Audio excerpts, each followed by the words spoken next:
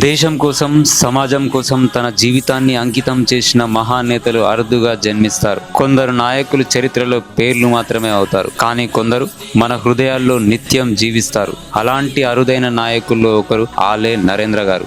ఆయన పేరు వినగానే ధైర్యం, నిష్ఠ, ప్రజాసేవ అనే పదాలు మనకు గుర్తుకు వస్తాయి. ప్రజల కోసం జీవించిన నాయకుడు, నిబద్ధతకు ప్రతీక, ధైర్యానికి నిర్వచనం. ఆలే నరేంద్ర గారు కేవలం ఒక రాజకీయ నాయకుడు మాత్రమే కాదు, ఆయన ఒక ఆలోచన, ఒక ఉద్యమం, ఒక నిబద్ధత. ఆయన జీవితం అంతా ప్రజల కోసం పోరాడటంలో గడిచింది. సామాన్యుల సమస్యలను తనవుగా భావించి వారి కోసం ధైర్యంగా స్వరం వినిపించిన నాయకుడు ఆయన. తెలంగాణ ప్రాంత అభివృద్ధి కోసం, పేదల సంక్షేమం కోసం ఆయన చేసిన సేవలు చిరస్మరణీయాలు. కష్టకాలంలో కూడా వెనకడిగి వేయని ఆయన ధైర్యం యువతకు ఒక గొప్ప ప్రేరణ. ఆయన మాటల్లో స్పష్టత, చర్యల్లో నిజాయితీ ఉండేవి. నాయకత్వం అంటే అధికారంలో ఉండటం కాదు, ప్రజల మనస్సుల్లో స్థానం సంపాదించడం అని ఆయన తన జీవితం ద్వారా నిరూపించారు. ఆలే నరేంద్ర గారు ప్రజల మధ్య ఉండి వారి బాధలను అర్థం చేసుకొని పరిష్కార మార్గాలను చూపించారు. ఆయన మాటల్లో ఒక నమ్మకం ఉండేది, ఆయన అడుగుల్లో ఒక ధైర్యం ఉండేది. పదవులు వచ్చాయి పోయాయి, కానీ ఆయన నిబద్ధత మాత్రం